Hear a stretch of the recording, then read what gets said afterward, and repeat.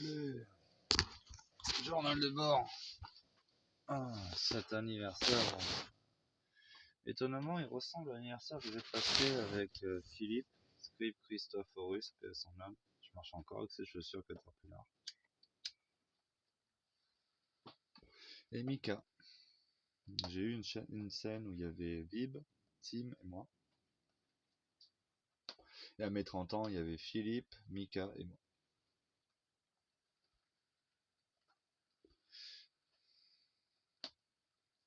J'ai essayé de porter plainte aujourd'hui aux gendarmes. Ils n'ont pas voulu recevoir ma plainte pour abus de faiblesse.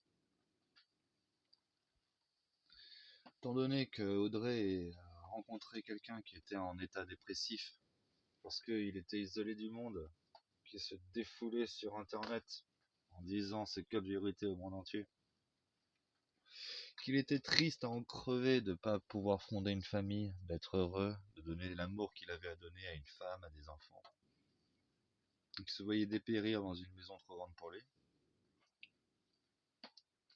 Elle est arrivée, elle a vu ce mec-là qui lui a dit tout ça, et elle en a profité, elle en a abusé.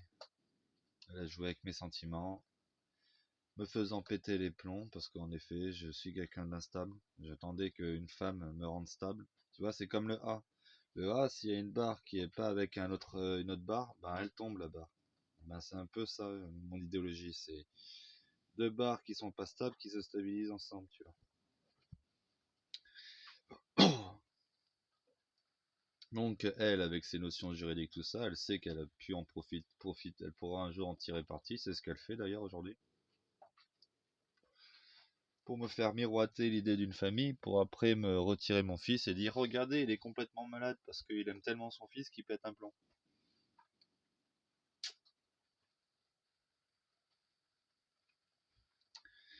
Dois-je rappeler que Audrey voulait partir au milieu de ma fête avec le bébé quand il fallait le placer? Dois-je rappeler que Audrey m'a frappé à plusieurs reprises? Dois-je rappeler que Audrey m'a jeté un casque dans la gueule? Dois-je rappeler que Audrey m'a donné un coup de guitare dans la gueule? Dois-je rappeler que cette boule ici et cette cicatrice ici, je la dois à Audrey?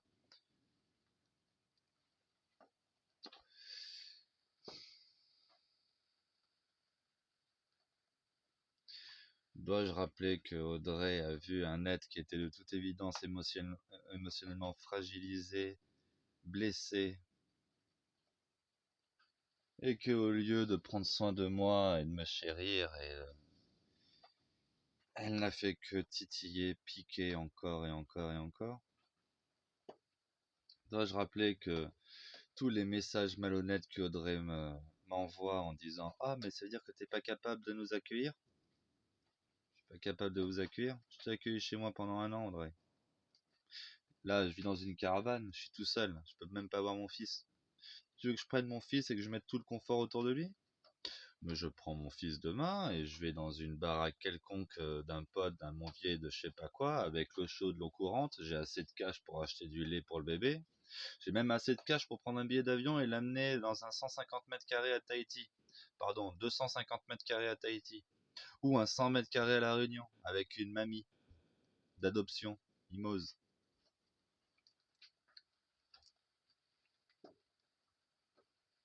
Ou de lui faire le tour de la France et de lui faire découvrir toutes ses tatis.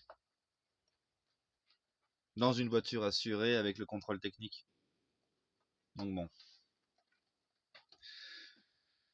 Audrey compte jouer sur la malhonnêteté en disant regardez, il vit dans une caravane, il est pas apte à vivre avec l'enfant. Non, pour le moment, je suis un nomade. Je vis du jour au lendemain, cette caravane, je la quitte. En disant merci à Tim qui m'a offert un toit, etc. Mais je vais pas payer à perdre. J'ai trouvé un terrain de 9000 m² à 12 000 € avec une petite cabane à rénover. Ça va être mon projet tout le temps qu'ils vont me couper de mon fils. Qu'est-ce que vous lui proposez à lui? Payer un loyer? Moi, je vais lui mettre un truc qui va lui rapporter 10 000 € par an. Il sera grand, voire même plus. Des truffes, ça rapporte bien. Des moutons, pourquoi pas? Au moins, quand il aura faim, il sera à la guerre civile, il aura de quoi découper de la viande.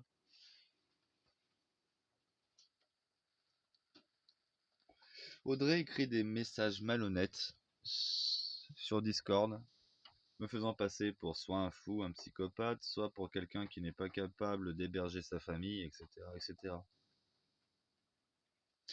Elle me dit, ah ben, ma mère veut pas que tu viennes à Mérignac, donc je viens chez Antoine. Et là, je lui ai dit, non, chez Antoine, je ne reçois que mon fils chez Antoine.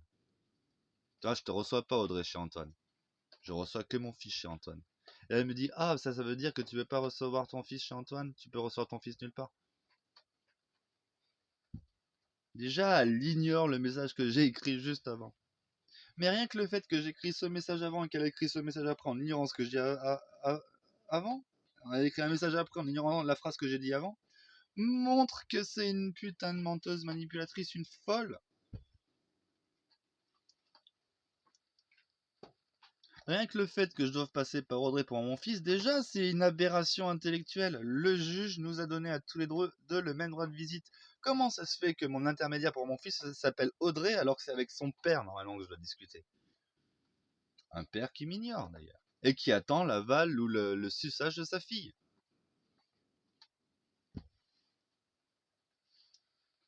Un père qui a eu mon consentement pour voyager avec mon fils en me disant tu pourras le voir quand tu veux. Ça, c'est un abus de faiblesse sur une personne en détresse. En effet, mon fils a été placé pendant 10 jours.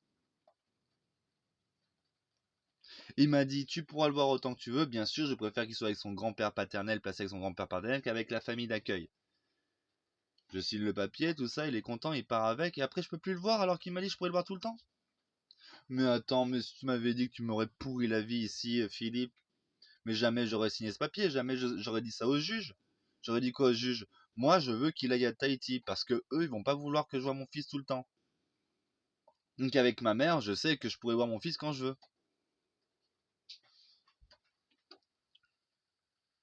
Et du coup, je pourrais me stabiliser, faire tes psys et compagnie. Tu me dis, ma priorité, c'est d'aller voir un psy? Non, ma priorité, c'est de te faire condamner pour abus de faiblesse. Ma priorité, c'est de tout vous faire condamner. Parce que vous le méritez, parce que vous avez fait un abus de faiblesse. Et non, je ne réclame pas avoir la responsabilité de mon enfant avec moi. Pourquoi pas un jour? Pour le moment, je réclame à ce qu'il soit placé avec Mimose, aux 3 rues du Belvédère, en lui donnant tous les pouvoirs, les pleins pouvoirs, même le pouvoir de me jeter dehors si je me comporte mal, de le donner à ma mère, et une fois que mon fils sera en sécurité loin de vos putains de perversions, mensonges, etc., chantage, attends, mais c'est un délire d'adulte ça? Ah, Audrey, quand elle casse les couilles, je lui fais le chantage. Ah, attention, je vais envoyer ton fils à Tahiti. Et là, cette connasse, elle devient sage? Mais c'est quoi cette façon de raisonner? Comportement malhonnête, de chantage, de carotte. Voilà dans quoi elle met mon fils. Des mensonges. Tiens, ton père, il va passer par la fenêtre pour te voir. Mais pourquoi tu me demandes de passer par la fenêtre, Philippe? Parce que après, quand ils seront face au juge, ils vont dire oh, il est passé par la fenêtre pour voir son fils. Tu m'as demandé de le voir, de passer par la fenêtre. Et là, comme c'est les menteurs, ils diront je t'ai jamais demandé de passer par la fenêtre.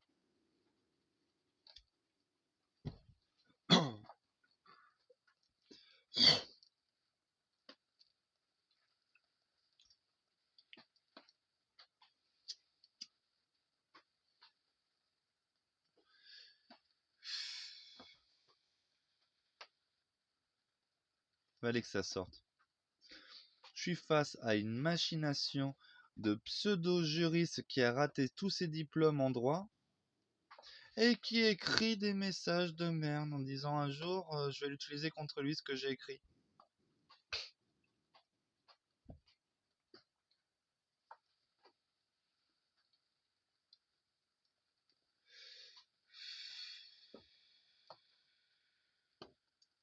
J'ai pas encore écrit au procureur, mais il va falloir que j'écris au procureur.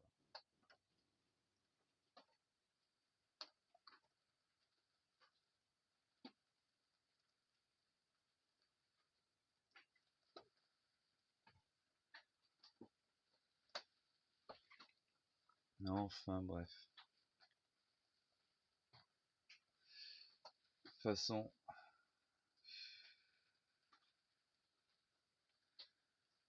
peu importe si un jour ou si je rate la vie de mon fils ces premières années, le jour où il voudra savoir, il se comprendra l'ampleur de la malhonnêteté de sa famille maternelle.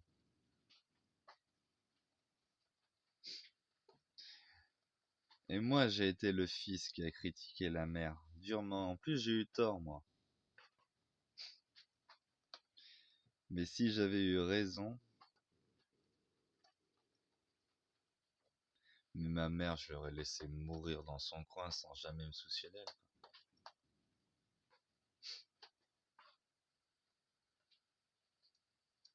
Je me suis trompé, mon père avait vraiment été un connard. Mais il se trouve que là, la connasse, c'est elle, c'est pas moi. Et quand mon fils va s'en rendre compte,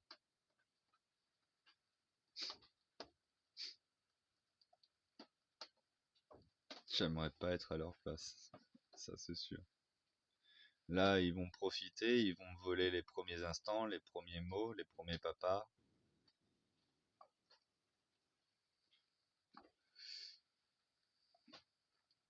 Et quand il sera grand, il leur crachera dessus. Parce qu'une chose est sûre, la vérité, tu la manipules pas dans la tête d'un enfant. Il est logique, il est cohérent, et il le sera. Et si un jour il a le manque affectif d'un père, et que son père, à un moment, il en a conscience que toute sa vie, il a essayé d'être proche de lui, et que vous l'avez empêché, pour X raisons fallacieuses, et qu'il se rendra compte de votre putain de perversion, de votre putain de malhonnêteté,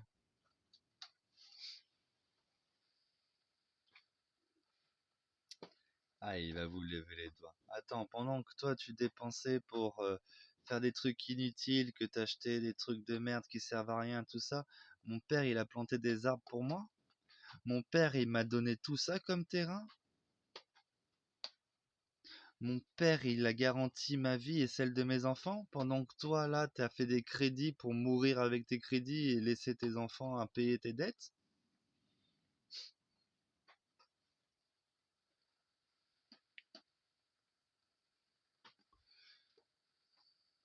Mon père il est allé vivre dans une caravane pour se rapprocher de moi parce que vous lui avez fermé la porte. Mon père était prêt à me faire le tour du monde en bateau pour me faire découvrir la mer, pour me donner la joie de vivre, pour m'apprendre l'équilibre, pour renforcer mon corps, pour grimper au mât.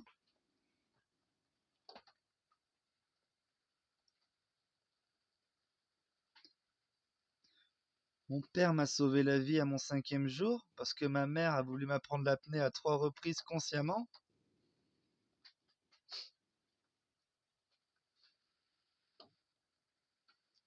Mon père a fait tout ça et vous l'avez pourri comme de la merde. Oh, le jour où il saura toute la vérité. Parce que tu pourras pas lui mentir éternellement. Là, il comprend pas, il parle pas, il est tout bébé.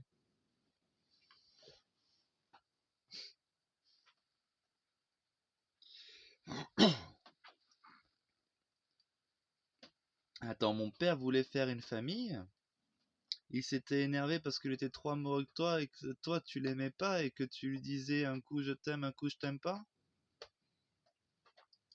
T'as fait vivre un enfer à mon père. Pendant 1 an dans cette maison, j'ai écouté toutes les vidéos de T'il en amour. Tu m'as fait passer cet homme pour un monstre alors qu'il était juste blessé de la femme qu'il aimait, qui jouait avec son cœur encore et encore, qui sournoisement montait des éléments pour un jour lui mettre dans la gueule, en croyant que ces putains de manipulations psychologiques, sa perversion et tout ça ne serait jamais vu au grand jour, en se croyant plus intelligente que tu ne l'es réellement. Et c'est quoi la différence entre toi et Audrey? Entre moi et Audrey? Moi, je me crois moins intelligent que je ne le suis, et elle se croit plus intelligente qu'elle ne l'est réellement. Intelligente.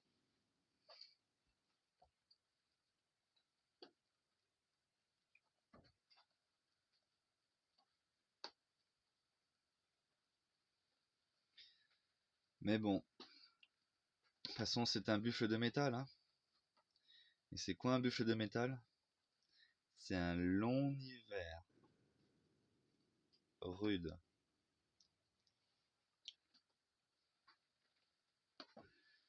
Un très long hiver.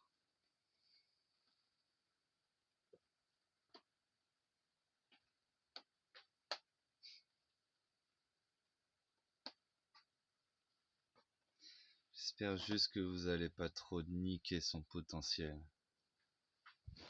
Vous avez déjà commencé à le faire en plus. Bande d'ignores.